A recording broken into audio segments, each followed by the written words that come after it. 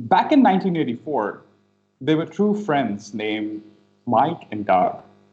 They wanted to take on the technology revolution. So they started a communication company. In the year 2000, they launched their first smartphone. And within the next few years, their smartphone became the rage in the market. Everybody wanted to own their devices. And most probably you owned one of their devices too. And if you did not own their devices, then you most certainly had a friend who owned one of those. At their peak, they had 50% of the smartphone market share in the US and 20% of the global smartphone market share. They sold over 50 million devices in a year. But in the next few years, they started losing their market share. Today, their market share is 0%. You know why they failed? They did not change. Ladies and gentlemen, my name is Pavi Singh, and I'm going to be your presenter today. Talking about Blackberry, their consumer asked for more flexibility. They wanted bigger screens, flexibility to download more applications. But by the time they released their first touchscreen phone, it was too late. Now, I understand that most of you who have joined us today, you're already looking forward to ways in which you can take your events online and adapt to this situation because your consumers are looking for online events and they're looking for a way they can monetize online events in this whole situation. And this is the reason why we actually started this whole series. For those of you who attended our episode 1, we shared that because of this whole situation, a lot of event planners, they started searching about online events and how to manage them successfully. And they started doing a lot of Google searches. We saw how many online event searches were happening on Google. And Google usually spits out a million of results. So most of those resources were unverified, some are verified. You had multiple sources you were trying to collect information from. So we decided to take matters in our own hands. We decided to do a series where we would bring you information as well as some expert speakers from the industry who could share their experience and you could learn from them. Now, this whole situation is new for everybody, even for us. So we are trying to learn with you. We also promised that we're going to use different platforms throughout this whole series. So if you attended our episode 1, you would remember that we used Zoom last time. This time, we're using another system called Get Me Live. So what you see on the screen is our own platform. Now, throughout this whole journey, we have been learning a lot of new things. We have been trying to gather content. We've also created some new resources, which we're going to share with you during this whole episode. And over the last few months, I've also attended a lot of webinars on events industry, event technology, trying to listen to all the event experts out there. There's one thing which we've realized is that this whole situation has leveled the field for everybody. I have listened to people who have decades of experience into event management, and I've listened to people who just have a couple of years of experience in doing online events. Right now, everybody's trying to adapt to this change. Let me share an example. I was attending a webinar 3 days ago, and there was this gentleman. I know him personally. He's one of the icons of the Asian event industry. And before the webinar started, he was in panel. And just a couple of minutes before it got started, he said that, well, everything looks okay. Let's hope it goes well. Well, when a person with 20 years of experience into event management says that, I hope it goes well, that means something. It means we are out here to learn and trying to adapt to this thing. And we are not really sure how this works, which is why we all need to be open to new technologies and learning at this point of time. Now, I mentioned that we try to build our own system. And most of the webinars I've attended in the last few months, they usually just start on a very good note. And after the first few minutes, they just end up becoming a product demonstration. And like I said in episode 1, ladies and gentlemen, this is not a product demo. We're not pitching a product over here.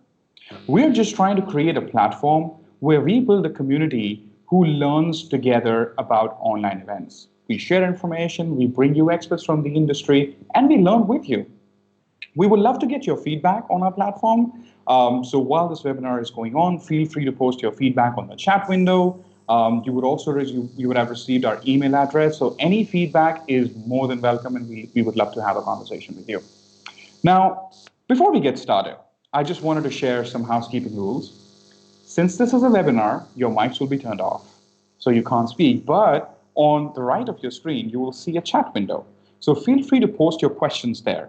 Now, we'll be taking questions towards the end of the webinar with our speakers, and we'll be trying to answer them as much as we can, within the time frame which we have for the webinar.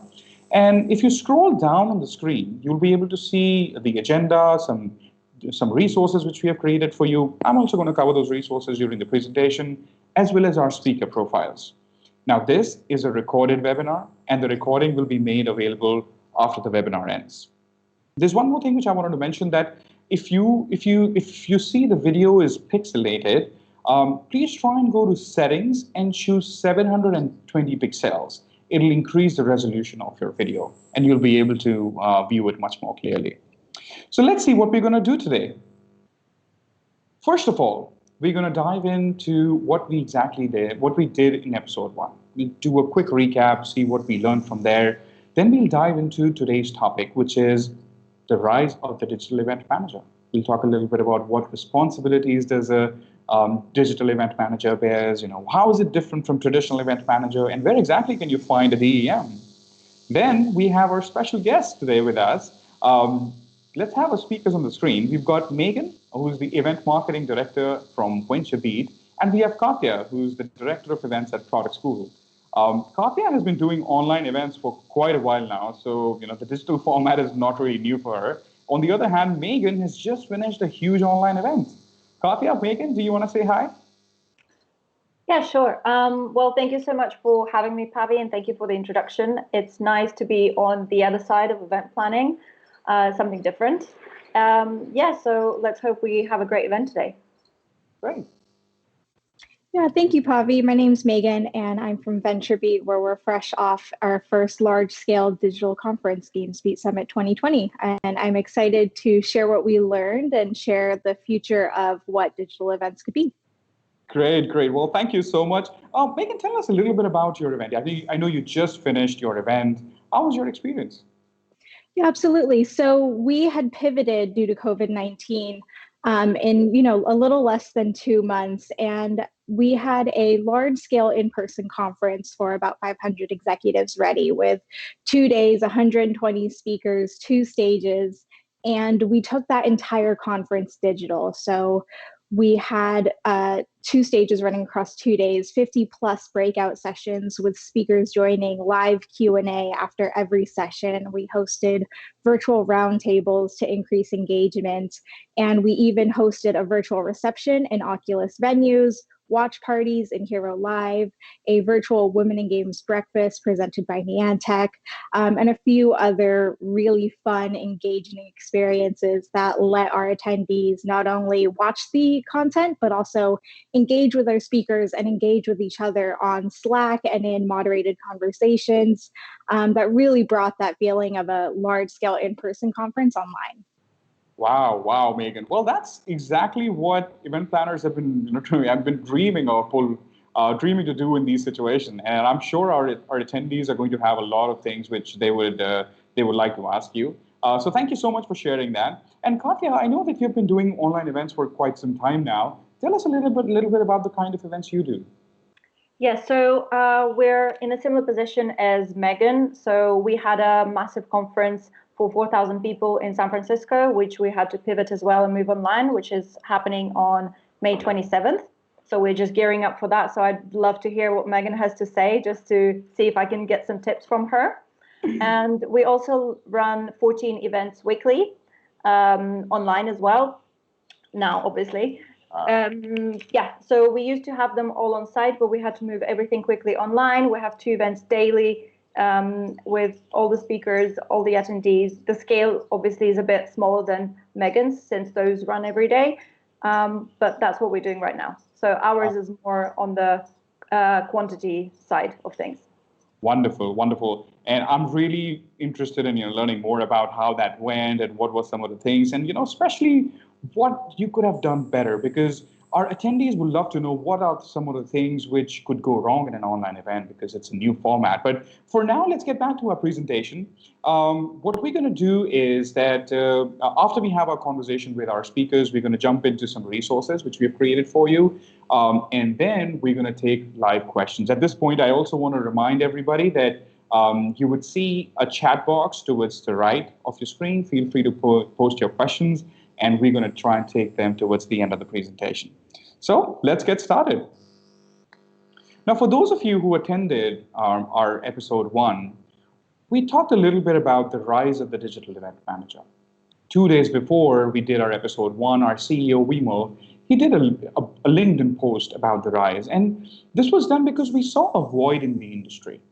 Because of this whole situation, since everybody was trying to get online, and everybody was trying to find information, as well as people who have expertise or knowledge to take your events online. So we saw a void, and the void was created, which could be fulfilled by the digital event manager.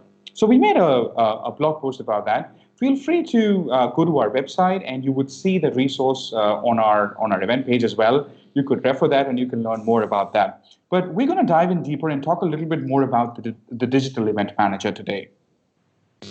Now, what exactly is a digital event manager?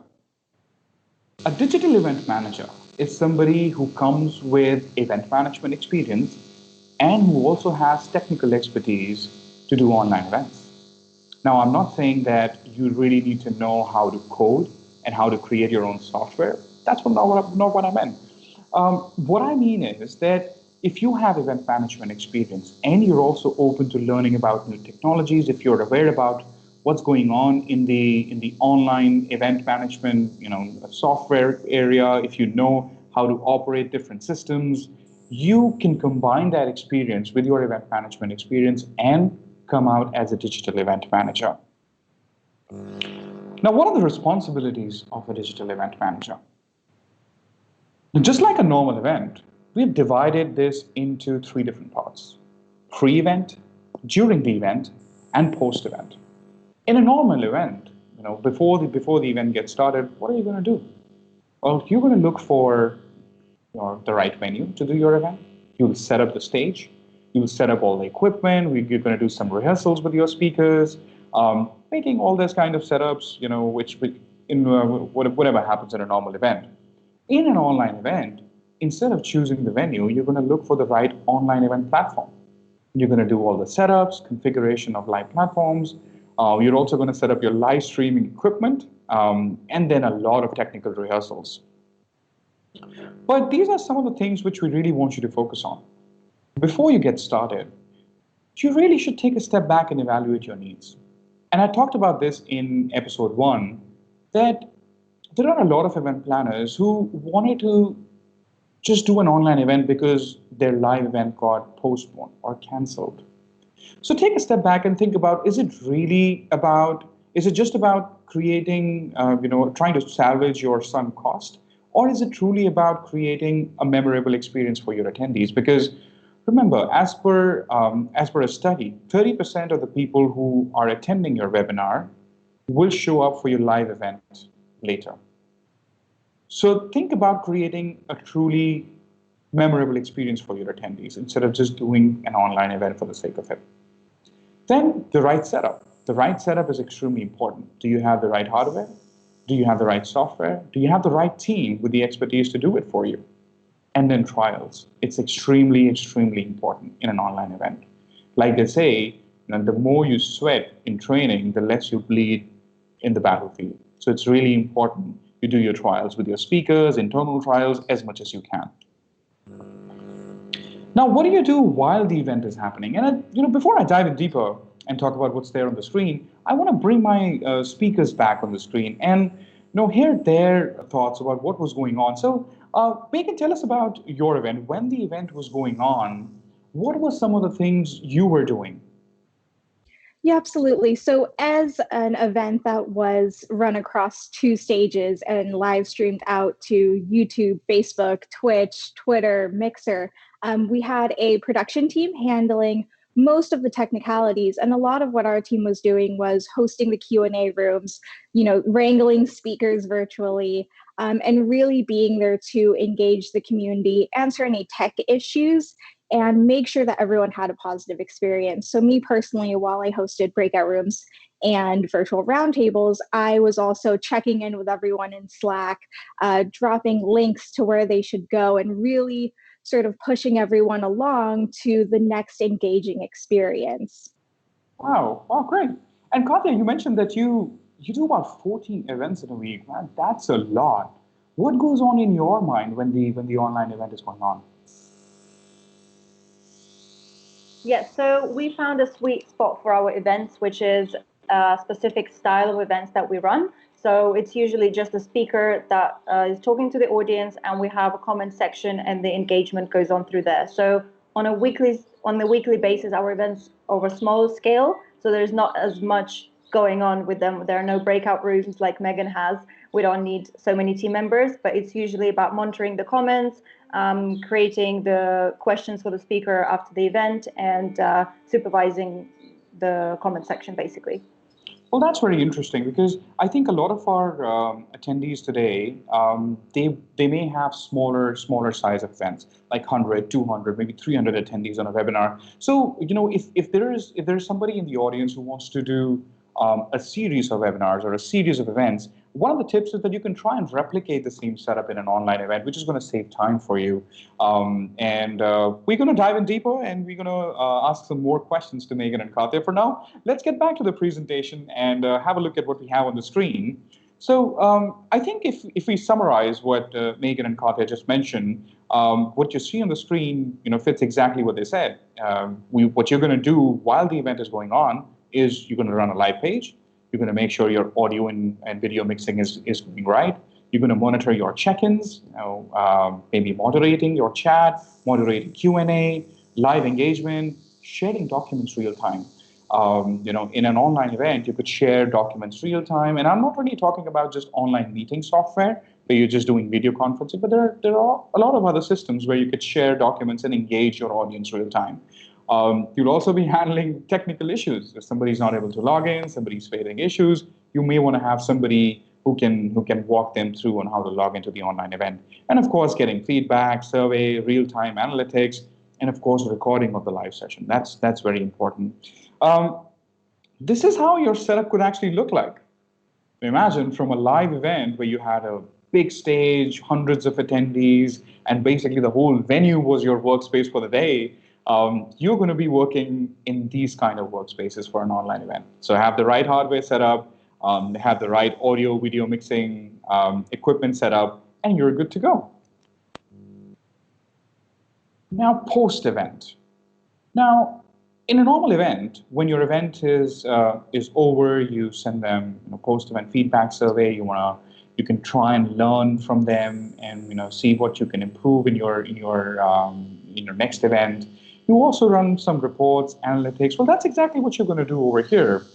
But there's something which I wanted to share with you. In an online event, you have an advantage because you can record your online event, and it basically becomes an asset for you. So you can monetize it over and over again.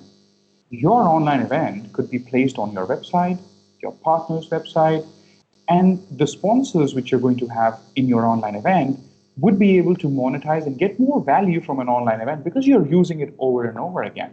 So what we recommend is you could actually create a page where you could post your online event recording, just like this page, which we have created on our website. So you'll be able to find all the episodes of this series on one single page.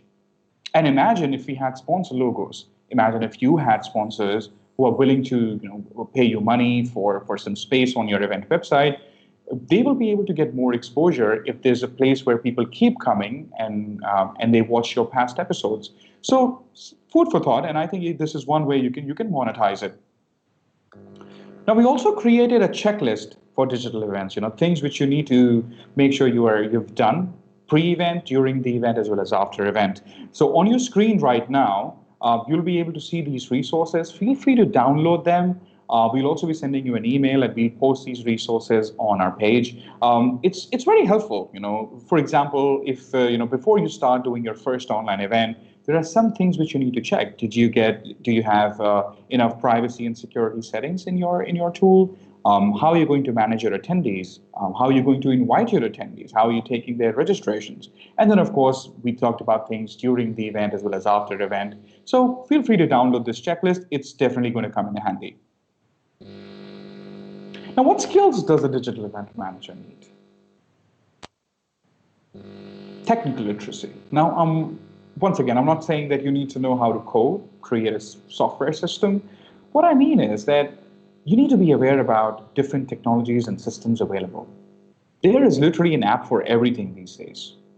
Try downloading new apps, get familiar with new software, see how events are happening these days. Try attending new webinars, new events, and see what people are doing. Try and learn from them.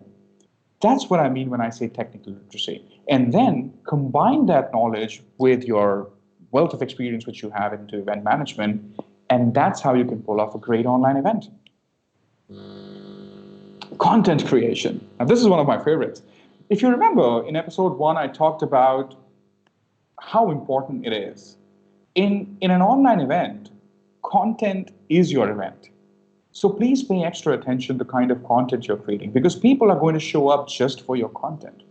I mean, majorly for your content. So maybe you want to think more about the kind of content which you're presenting. Experience design. In a normal event, you register yourself, or if you haven't registered, you show up at the venue, you register, you check yourself in, you get a name badge, you walk in, and what do you see? You see maybe a volunteer who's willing to help you. You see the keynote session happening. If it's an exhibition or a big conference, you see some exhibitors, your booths, you see people who are familiar. So that's your experience in a live event. What happens in an online event? Try and replicate the same kind of experience in an online event as well. Just now, when you tried logging in on Get Me Live, if you face issues, you have an email address you can reach out to. We have our support representative on the chat. So if you're facing trouble, our representative is going to help you. So make sure you guys give the same kind of experience to your attendees. Make sure you have all the resources. You have your keynote session there. You have your breakout sessions on the screen. So the more you try and replicate this, the better it is going to be for you. And of course, event management. How can I forget? Your experience is going to come in really handy when you're managing your online events. It's the same thing. And some other things as well. Now, I love to say that today's event manager is not just an event manager. And for those of you who know, and I shared it in episode 1 as well, event management is one of the most stressful jobs in the world. To be frank, it's the 5th most stressful job in the world. You can search it. It's according to a Forbes report. And after this situation, I think it's going to even go up in the rankings. It's going to get even more stressful. So today's event manager is not just an event manager. Today's event manager is a sales guy. He's also a stakeholder management guy. He's also a communication manager, does a lot of different works. He also organizes a lot of stuff. So you wear multiple hats on your head. Now, how is a digital event manager different from a traditional event manager?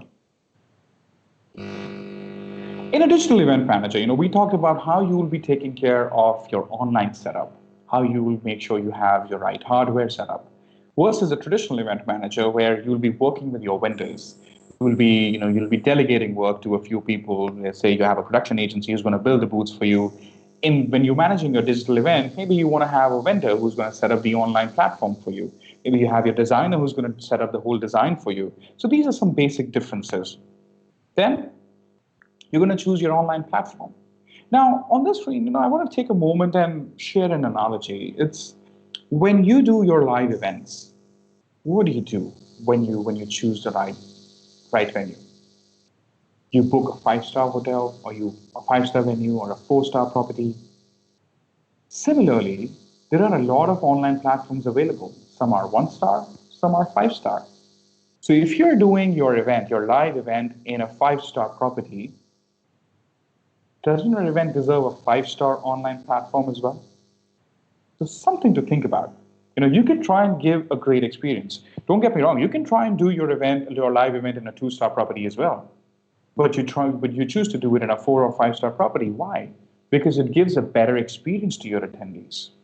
Similarly, an online platform can give a better experience to your attendees when they join your online event. So something to think about. Instead of doing the live stage setup, you're going to do the live streaming setup. It's very interesting, believe me. I did it for the first time a few months ago. I loved it. There are a lot of things going on, and you'll find it interesting too. You need to know how live streaming works. You need to set up the audio, video. How are you going to get your speakers together on one single screen, versus how you're going to get your speakers on the stage. And of course, you need to do a lot of trials as well, making sure how this is going to go well. Now, there's one more thing which I wanted to share. When I started doing online events and presenting at webinars, there's one thing I realized, that when a speaker is presenting in a live event, the speaker can actually see the reaction from the audience. So based on that reaction, he can actually curate the content. He can change lines. He can sense what's going on in the audience mind. That does not happen in a live event, because especially in a live streaming, what you see on the screen was recorded 10 seconds earlier. So there's usually a delay of 10 to 20 seconds. So the speaker can't see what's going on in audience mind, how the audience is reacting. So you may want to get your speakers prepared about the fact that they won't be able to see the audience and see how they are reacting. Now, this is something which we've already adapted to over the last few months. And I see that a lot of events were already sharing online documents instead of printing brochures. People started developing mobile applications. People started sharing QR codes for contact exchange. And that should continue as well, because and this comes from a webinar which I was attending a few days ago. There was a gentleman who said that this whole situation is not going to switch completely in one single day. There's not a click of a button where you press and the COVID-19 is gone. It's going to take its while. So from no touch, we're going to go towards low touch, which means that even when your live events start happening again, you would need online documents sharing. People will still not be comfortable shaking hands. People will still not be comfortable exchanging business cards, which is why you need to ensure that you start adapting to online documents right away. And it's a great way to monetize it as well, because a printed brochure doesn't tell you how many people have looked at it. But if you have an online resource posted on your online event website, you will be able to tell how many people downloaded it, how many people looked at it. So it's highly recommended that you start adopting to online documents. And now this is a question which a lot of attendees asked me after episode 1, that how do we manage breaks on an online event? What do we do?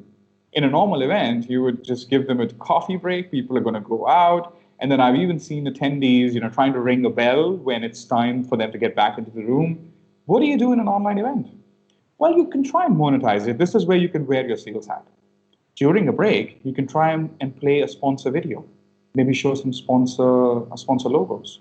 Or if you want to get creative, you could get maybe a stand-up comedian do a 2-minute stand-up while the break is going on.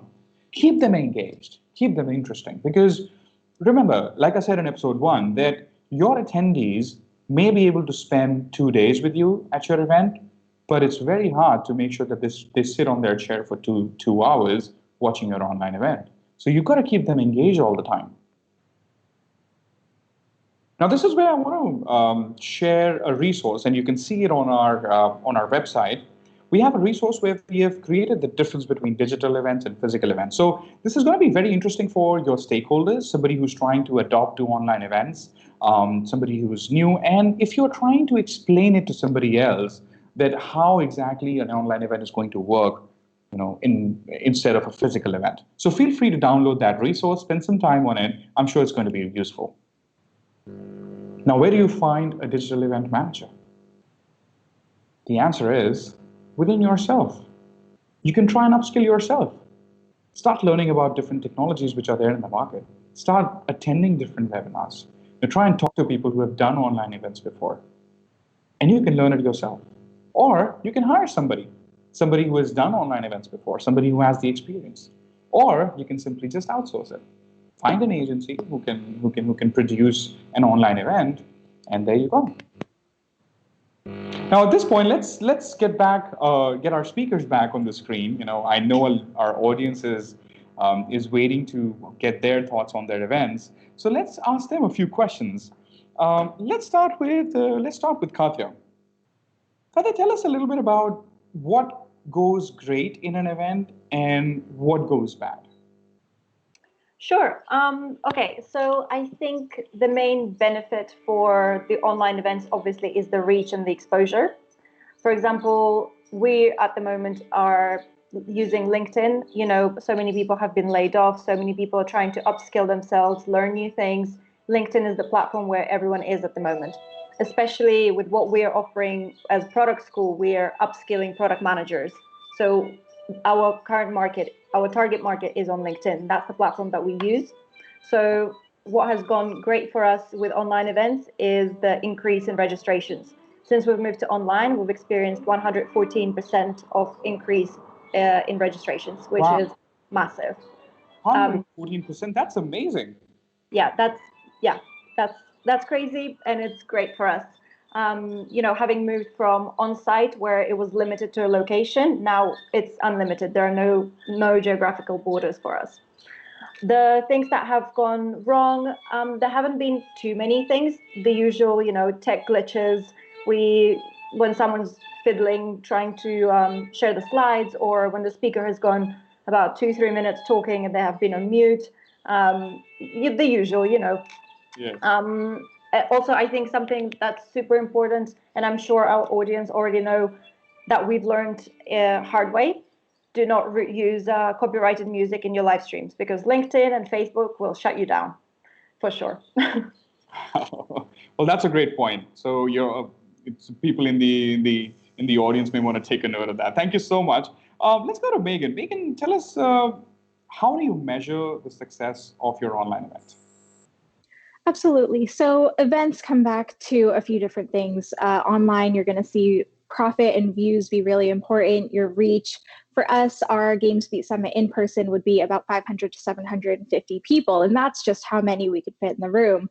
For the online event, we had over 1,800 people registered. We had 600 people at our premium pass level in the Slack channels engaging with all of those breakout sessions, and over 3,000 people interested in our event with Oculus venues. And so our reach grew exponentially, and we had, 60% of our viewers being in the United States and 40% being from around the rest of the world, which is something that we couldn't do previously.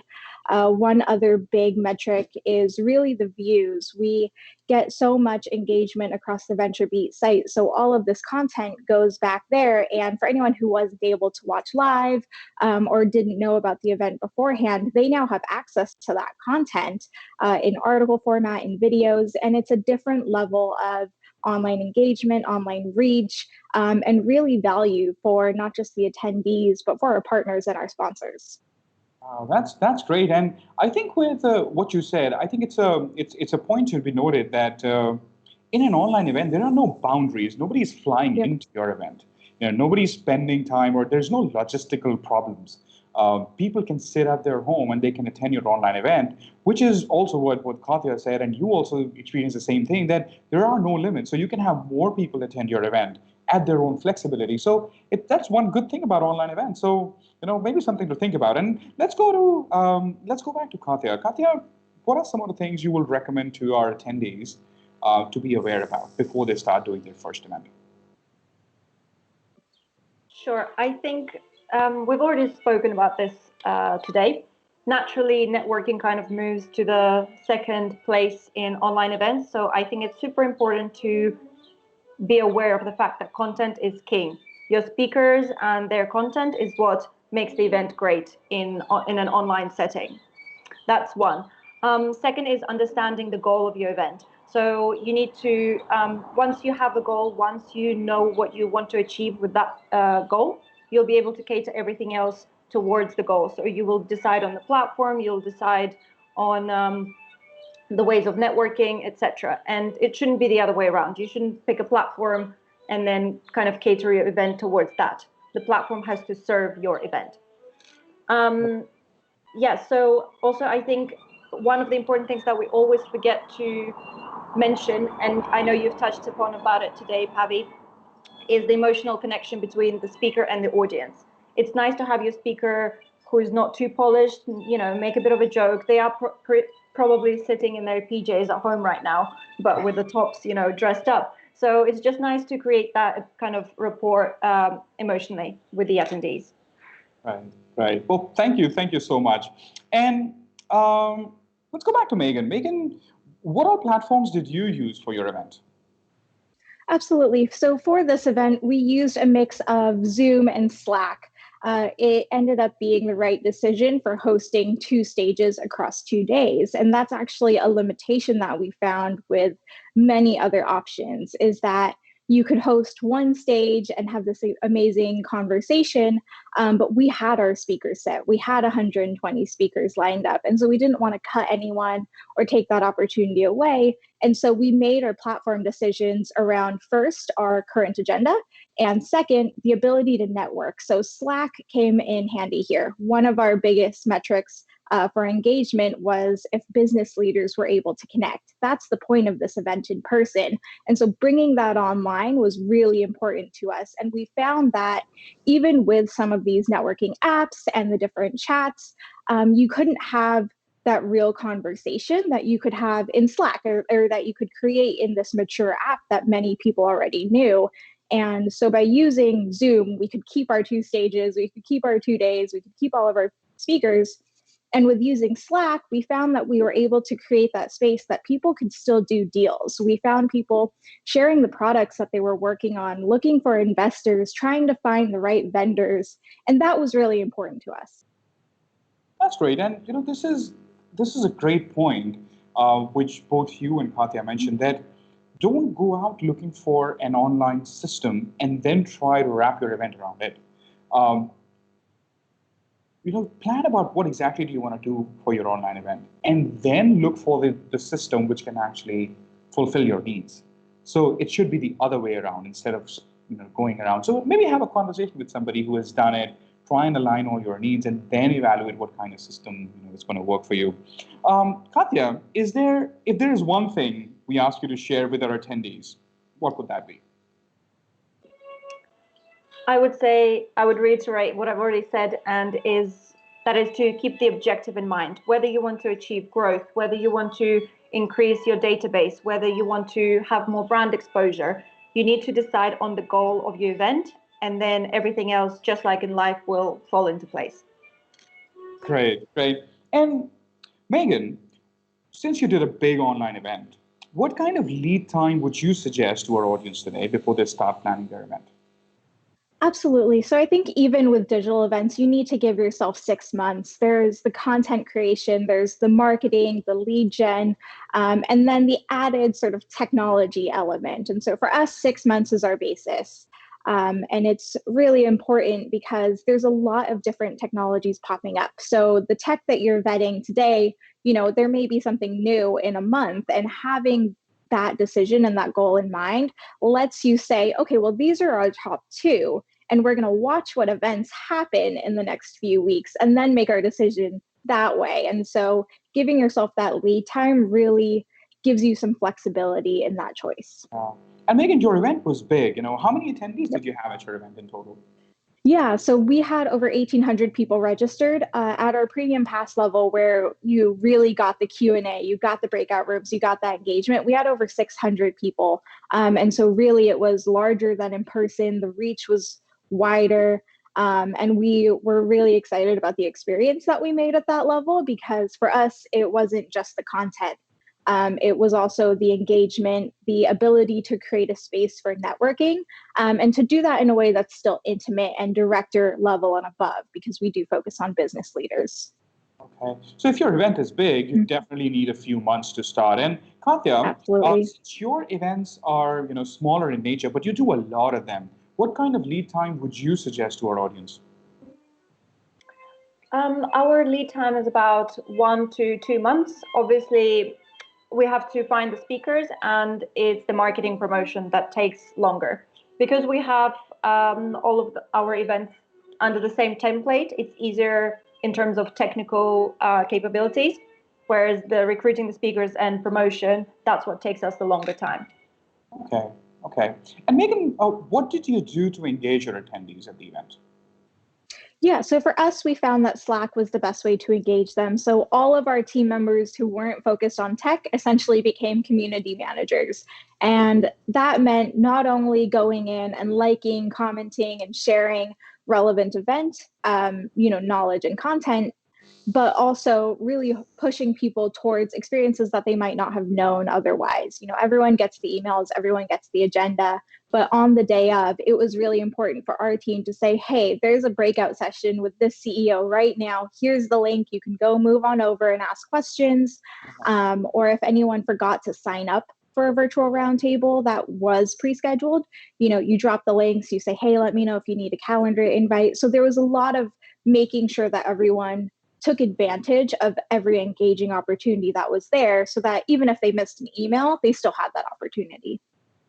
Interesting, very interesting. Well, thank you so much. I think this was a great conversation. What we're going to do is we're going to jump to our next section. We're just going to share some resources on our presentation. Then we'll start taking questions from the audience. I can't wait to speak with you regarding what our audience thinks and what are some things going on in their mind. So can we have the presentation back, please, on the screen? Okay, so before we jump into the Q&A round and we start taking your questions, feel free to look at the page, and we have the checklist for Digital Event Manager, as well as the difference between the physical events versus digital events. Feel free to download these resources. They're definitely going to come in handy. And now that we're going to start asking live questions, feel free to post your questions on the chat box.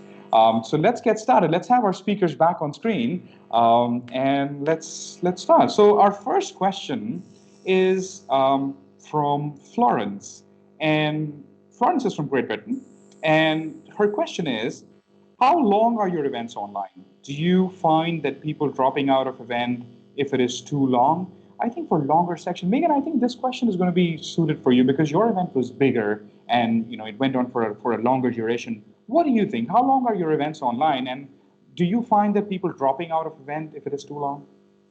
Absolutely. So we hosted GamesBeat Summit over 2 days, and we had continuous content throughout. So that meant 9 a.m. until 7 p.m. There was something for everyone to do.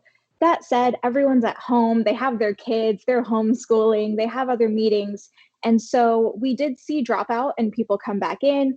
We heard people say that they would keep the Twitch screen open while they did their other meetings in Zoom. And so there are a lot of different anecdotes about how people engaged. Overall, we did see everyone, at least log on and join. And what we found were that the calendared experiences and those engaging experiences would bring people back. So if you, watched in the morning, you checked in for a few sessions, you always had a calendar invite for this midday roundtable, and that brought you back to the event. We are doing a similar format in the future. We're actually extending our AI event of the year, VB Transform, to 3 days so that we could let the content breathe, add more engaging touch points. And that's how we find people come back, is when there's something that they can't watch later or that they can't read later because it's happening in the moment. Wow, that's interesting. And the next question we have is from Beverly, and the question is for both of you, Megan and Katya. So I think you've already laid out the kind of the systems which you use, and Megan, you mentioned you use Slack, you also use Zoom. If you could again lay out, maybe let's start with Katya. If you could lay out all the systems which you used for your online events, so I think Beverly would like to know this. Sure. So we host our speakers on Zoom, and we live stream all events on Facebook, LinkedIn, Twitter, and sometimes Instagram and YouTube, obviously. I can't go into too much detail about which platform we use to specifically live stream from the backend kind of tech side. What we also use Slack as well for engagement, same as Megan. I think Slido is great. Slido is fantastic for in-time interaction. So those would be our main platforms. Okay. And Megan, apart from Zoom and Slack, is there any other system which you used? Yeah, so for this event, we used a mix of Zoom and Slack. For our future events, we've actually looked at things like Hopin, things like Tame. We host webinars in Bright Talk. We do live stream basically anywhere that we can live stream. And on the back end, I know that the team uses a mix of stream elements, some different OBS softwares, and different live stream elements to get it out to the multicast, to get it into Oculus venues. And so there was significant tech on the back end, but we looked at really every virtual events platform out there. And for the future, we are actually shifting, and sort of like Pavi said, we're bouncing around for what makes sense for each event.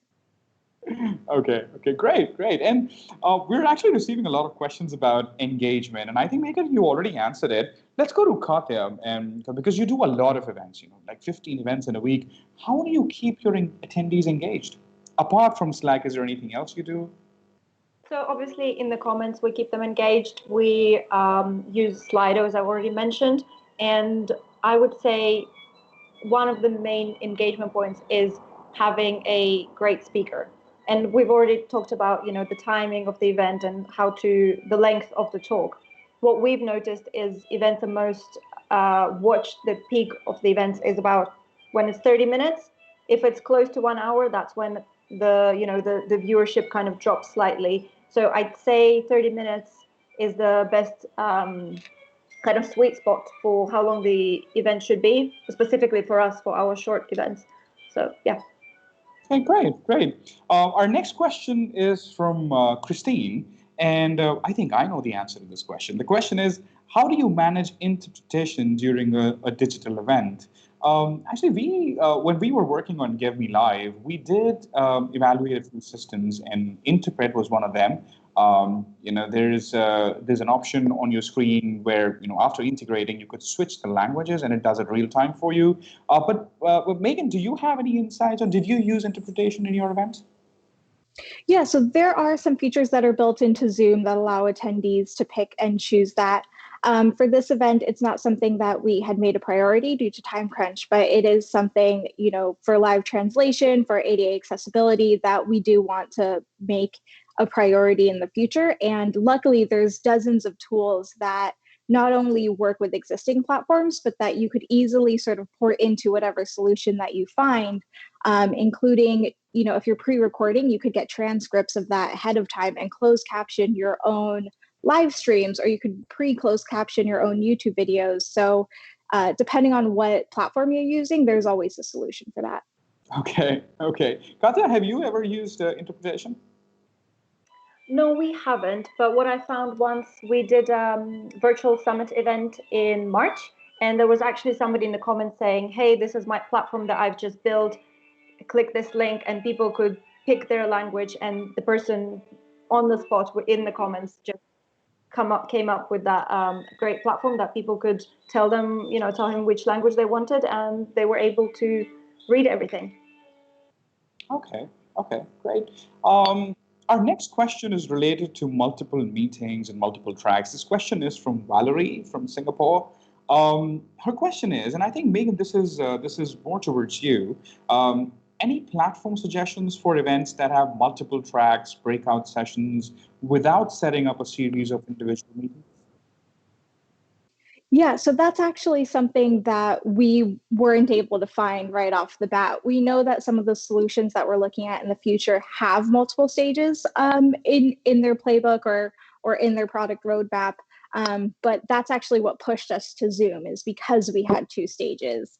And it's a decision, and it's something that we're actually changing in the future, because you are sort of splitting up where your audience has to be. You're splitting up what they could engage with. So we are shifting to 1 track in the future with multiple breakout sessions, so that people can focus on distinct topics that are interested to them. But we had to choose Zoom to keep those multiple tracks, mainly because our backup option only allowed 1 stage. And it's one of the biggest event players. So unfortunately, it's just not out there right now to have 2 main stages in some of these platforms. Okay. And it's at this point I have a question, and the question is that because you transition from a live event to an online event, you obviously have partners and sponsors. Were you involved in any of the sales meetings or sponsorship meetings where you were trying to convince your sponsors? And how is it different? How different is it to convince your sponsors for an online event versus a live event? Yeah, so it's definitely going to be easier in the future. That's what we know now. But it was, difficult for our team at first to sort of convey that value. And so marketing and sales worked really closely on that, um, mainly because our sponsors come for networking. They come for those deals, those in-person meetings. And so we had to prove that that value was going to be there online, that even though it's online, we're still going to have that director and above level audience that they wanted. We're still going to have touch points that allow in-person meetings. And one thing that we found was that our virtual roundtables, which took the place of private dinners and coffee breaks and things of that nature, were actually more engaging for our Okay. sponsors. And they actually provided a place for them to meet with 20 to 30 key executives that fit their profiles, that really were top level leads for them. And they got even more value out of that and more engagement out of that than they would have seen in person. Okay. Oh, great, great. And we have a couple of questions which are quite similar. We have question from Megan from Florence in UK, and we have a question from Lewis from Singapore. And these are kind of the same question. The question is, what are the other revenue generators besides sponsorships in a digital event? So, is there any other way to make money? And if not, then versus a live event, what percentage of your revenue would you target from your sponsorship versus your delegate tickets? Yes, I'm happy to answer this. We did see a majority of our event revenue, even in person versus online, come from sponsorships. Those are, the main options for keeping events going. However, there are still ticket sales online. You can still charge for the experience that you create. And so I don't think that event planners should shy away from charging high ticket price points. Obviously, everyone's industry and everyone's network has a different sort of price level or price point that they'll be okay with. And especially during a pandemic, you do have to sort of shift what your community is able to purchase. But we do still see ticket revenue being a viable option for the future. One other option for a lot of companies is membership models. So it's not just one event that you're able to host online. You're able to throw a series of events, and you could charge for access to not just one event, but a series of 5. You could add in online content, different calls to that. And now instead of charging for one event, you're giving them value throughout the year. And that's often something that we see people being more in tune with, being more open with, because they're buying access to a community at that point. Interesting, interesting. Just giving me an idea. Maybe we should make this webinar chargeable. No, just kidding. So our next question is from Yan Lee. And the question is interesting, actually. How do you deal with training speakers on the use of the platforms who are not as tech savvy? And Megan, maybe you can take that question because you had a lot of speakers, right? So how would you handle that? Yeah, we had over 120 speakers, which, in person, it's fine. You send them a calendar invite, you message through EA, make sure that they're there, and that's really it. For us online, we did 2 things. We pre-recorded a lot of the talks to just sort of take the stress off day of, but all of our speakers were coming on for live Q&A. A few did want to do their sessions live, and so we hosted a massive prep call. So every speaker would get their pre-recording done. We'd sort of coach them on the type of mic that they need, the type of webcam, lighting, background that they needed.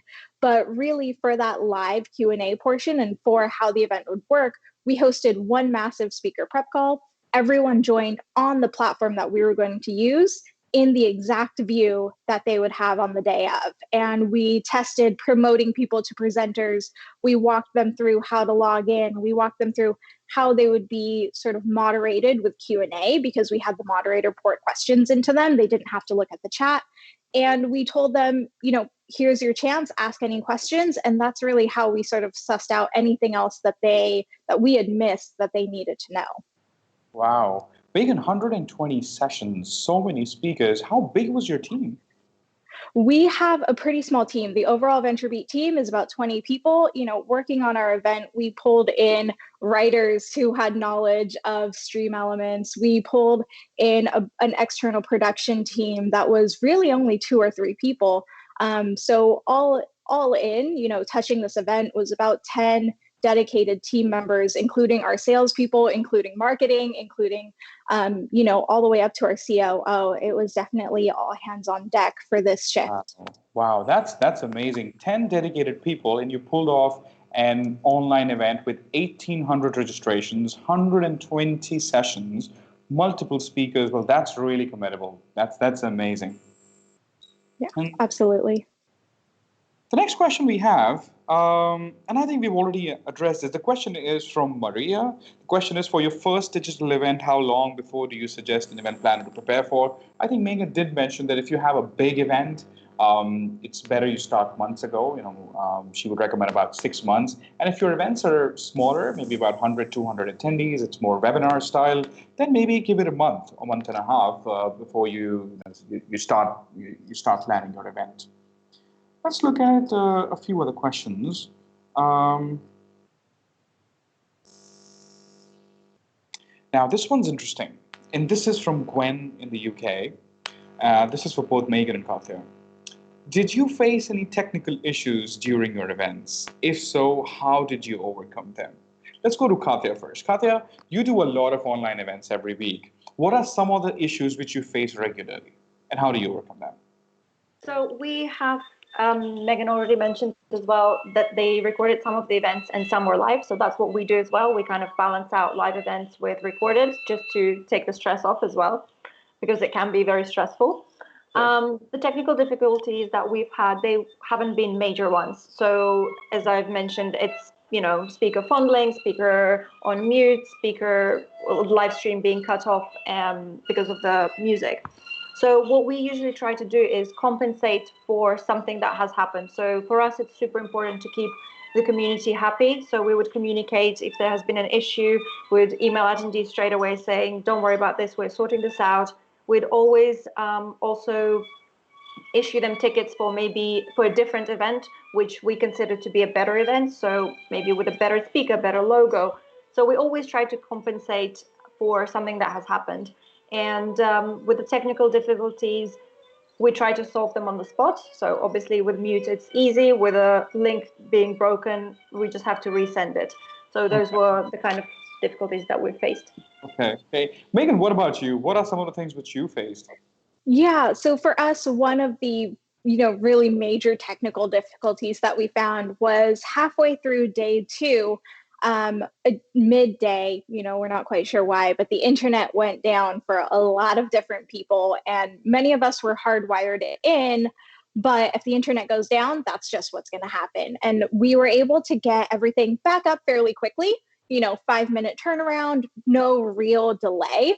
But what happened was that our team had to scramble to get the new live stream links up across all the sites. And that meant not only going into our custom website and swapping the live stream links, that meant going back out on social media, reposting all of these live stream links, because not everyone was watching in Zoom. So that was a major tech issue. And that's something that I think if you're going to have a plan for if the internet goes down, because that's just something that you can't control. Other, minor tech issues that we found throughout the day were people not having their unique link to log in, people getting their unique link, but it not working. And so for us, our backup to that was, well, here's another live stream link.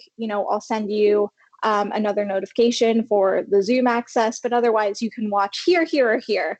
And so we really had multiple doors in. I think if you're going to have a plan for anything, it's a plan for if the internet goes out. And otherwise, hardwire in, plan for with your speakers just the best as you can ahead of time, and be ready if something happens, like the internet going down on a moment's notice. Oh, I can only imagine. And I think this question was also asked in episode 1, and we had Ed, and he did live streaming in his event. And somebody asked that, what do you do when your link changes, when internet goes out? So I think we were trying to see if there is any platform which has the same link for live streaming so that you don't have to change it. Is there any platform in your mind which you could use where even if the link breaks or even if the internet goes off, the link doesn't change? It can come back up on the same platform. Yeah, so for us, Zoom webinar, the link doesn't change. And so that stayed up. It was really just the live stream links that shifted. With many of the platforms that you actively log into, none of that's going to change. And so it's just going to be a minor delay on the recording or on the live session. And really, I think for the marketers in-house, like have a mail merge sheet ready. Just have a mass email prepped and ready to go in case you need to drop in a new link or a new access point, and then you're ready and you're set to send it out if anything happens. Yeah, that's what we can do. We have that actually brings us towards the end. We're going to take one last question before we end the webinar. And Katya, this question I think would be more suitable for you because you do a lot of events. How do you manage security? This question is from Christina Liu, and she wants to know, what about security during an online event? How do you manage that? Security in terms of accessibility? Is that Correct. what it's meant? Yes, so as I've mentioned, our events, we want to educate community about product management, and our goal is exposure. So we don't particularly monitor, security. We want everybody to see, and for us, it's even better if people share the link and everybody views the content. Oh, okay. Well, that sounds fair. I think, ladies and gentlemen, this brings us towards the end of the webinar. It was great. We had a lot of questions, a lot of interesting questions, and I can't thank Megan, Katya enough for the insights which they have provided. If you still have more questions, feel free to send us to talktous@gevme.com. We'll be happy to address those questions for you. Do not forget to download resources from our event page. We have recorded this webinar and we'll be posting it on our website. And if you have any questions directly from Katya or from Megan, feel free to follow them on LinkedIn and connect with them. Once again, thank you so much for joining us. Thanks, Katya. Thanks, Megan. It was a pleasure having you. We can't thank you enough. And we look forward to seeing you again in our future episodes. Thank you. Thank you. Thank you for having me.